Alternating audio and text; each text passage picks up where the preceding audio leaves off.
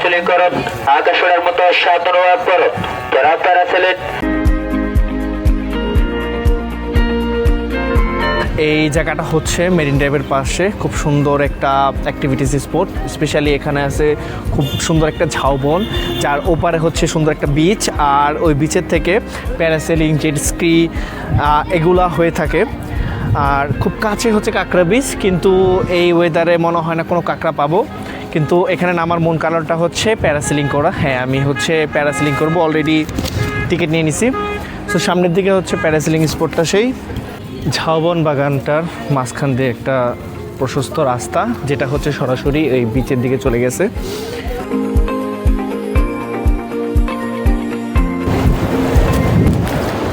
এটা হচ্ছে পেঁচার দ্বীপ, যেটা এই ফানফেস যে এরিয়াটা আছে আর ঝাউবনের বাগানগুলো তার ঠিক এই পারেই। আর খুব নিরিবিলি একটা বিচ বলা যায়। কিছু অ্যাক্টিভিটিস আছে যার মধ্যে প্যারাসেলিং, জেট স্কি আর খুব সুন্দর পরিবেশ। যেমনটা দেখা যাচ্ছে এখানে এত বেশি লোকের সমাগম নেই। সো খুব ইজিলি যদি শান্ত মনে সমুদ্রটা ফিল করার ইচ্ছা থাকে তাহলে এখানে আসা যায়।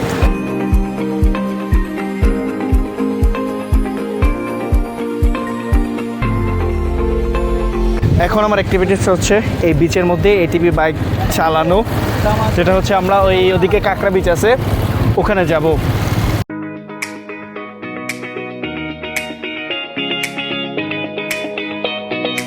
সো এই পিছনে লাল পাহাড় পর্যন্ত আসলাম, মানে ওই সামনে যে ঝাউবনের বাগান আছে ওখান থেকে।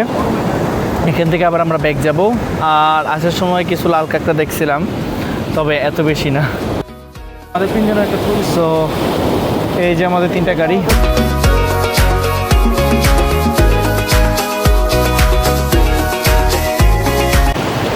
এখানে আসছিলাম সেই দুপুরবেলা, আর এখন অলমোস্ট বিকাল হয়ে আসছে। সো এখানে আসার আমাদের মূল লক্ষ্য ছিল প্যারাসেলিং করা, যেটা হচ্ছে এখন পর্যন্তই করা সম্ভব হয় নাই। কারণ হচ্ছে বাতাসের যে প্রবাহিত যে দিকটা সেটা হচ্ছে অপোজিটে যাচ্ছে, মানে নর্মালি প্যারাসেলিংয়ের জন্য যেদিক যাওয়া দরকার সেদিক না, যার কারণে ওনারা এখন পর্যন্ত শুরু করে নেই।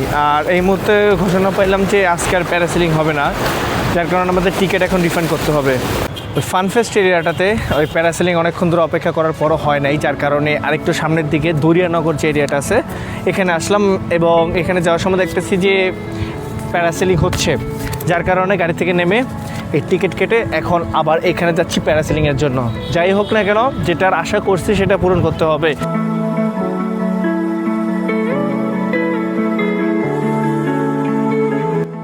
ভিডিও বোতল ভালো তো, ভালো লাগে, কিছু হবে না, সমস্যা না। আমি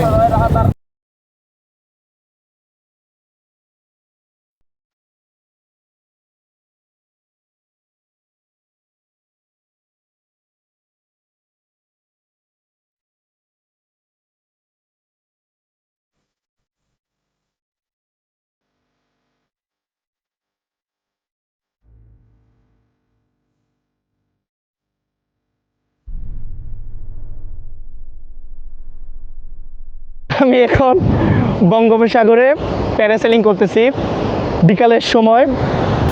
নিচে যদি দেখে অনেক বেশি ঢেউ, কিছুটা রিস্ক আছে, তারপরেও একেবারে বলা যায় শেষ মুহূর্তে যে আমি এই সুযোগটা পাইছি ওঠার।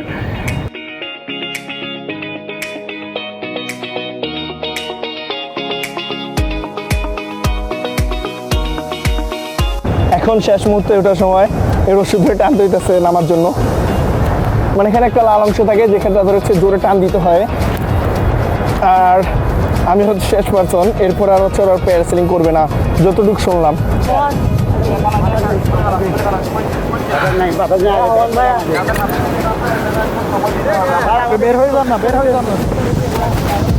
তো আজকে রাতে হোটেল সিগল থেকে ইনানি বিচ, এখানে পালঙ্কি নামে একটা রেস্টুরেন্ট আছে, সেখানে যাচ্ছি হচ্ছে ডিনার করার জন্য। কক্সবাজার কলাতলী মোড় থেকে ইনানি বিচের দূরত্ব প্রায় 23 থেকে 24 কিলোমিটার। আর তার একটু পরে হচ্ছে সেই পালঙ্কি রেস্টুরেন্টটা, যেখানে হচ্ছে আমরা এখন যাচ্ছি। যদিও রাতের ছিমছাম পথ, তবুও গাড়িওয়ালা মামা বললো যে ভয় নেই, যেহেতু এখন বাংলাদেশ সেনাবাহিনী এবং পুলিশ উভয় টহল দেয়, যার কারণে রিস্ক কিছুটা কম। প্রায় 25 কিলোমিটার অটোতে করে ইনানি পার হয়ে আমরা হচ্ছে এই পালঙ্কিতে আসছি। এই আজকে রাতের ডিনারটা করার জন্য। সেখানে ডিনার করে আবার আমাদের হোটেলে ব্যাক করব।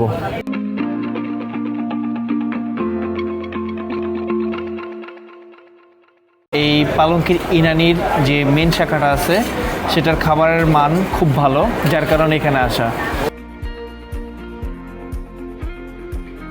পালঙ্কি থেকে মাত্র খাওয়া দাওয়া শেষ করে এখন বের হলাম, আর আমরা যে গাড়িতে আসছি সেটার জন্য আবার অপেক্ষা করতেছি, ওটা আসতেছে। আর আবারও সেই 24 কিলোমিটার পথ পাড়ি দিয়ে আমাদের হোটেলের দিকে যাব।